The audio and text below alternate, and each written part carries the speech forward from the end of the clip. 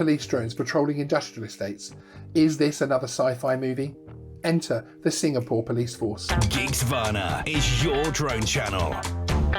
Hey everyone, my name is Sean and welcome to Geeksvana. In today's video, we're going to be looking at a police force using autonomous drones for patrol support. Coming up, we'll look at the drones themselves, but first let's take a look at the concept of the system. In recent years, the use of drones in sci-fi movies as a tool to help paint a dystopian image has increased, certainly outstripping the capabilities of their real-world cousins. However, the Singapore Police Force have begun active tests of a self-operating system that allows a drone to take off, land and change its own batteries. The tests are taking place at an industrial estate in the western part of the island. The concept is to support the local police in being able to reduce manned patrols on industrial estates, with live surveillance instead being handled by the drone operator. The control system allows that operator to configure details like the drone's path and monitor it remotely from an off-site command centre, meaning no pilot is needed at the drone's location. The trials, which are using 2 of the drone boxes, will have a command centre located on site with an officer positioned to observe the flights.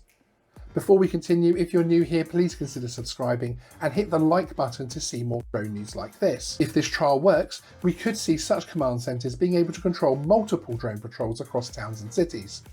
This has obvious advantages when used in support of existing patrols, but you might have to question its effectiveness if used to replace manned police patrols. There is something to be said for a police officer's instincts and presence to both detect and deter criminals. Although drone patrols would have clear benefits, where we are in terms of technology now makes it more a support to existing patrols rather than a worthy replacement, in my opinion. What are your thoughts? Let me know in the comments. Singapore Police Deputy Superintendent said the drones will prove useful in relatively deserted industrial zones where crime can thrive.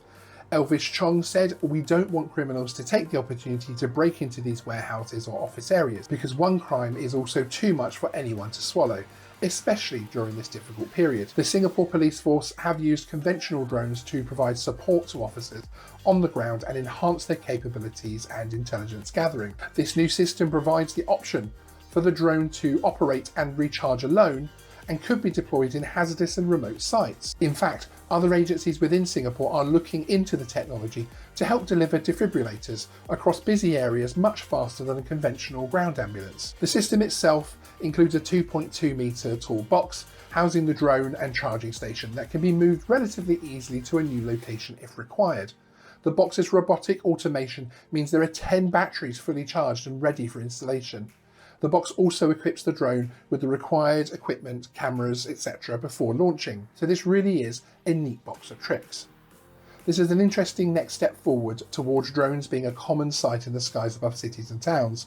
Of course, no such system could be deployed beyond a set flight grid like this trial until such time as the controversial unified traffic management systems of the world are operational.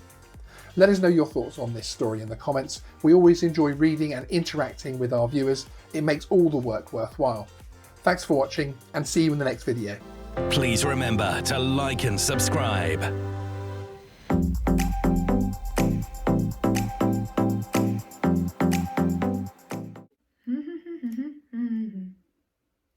All right, you're still here. No in the seat.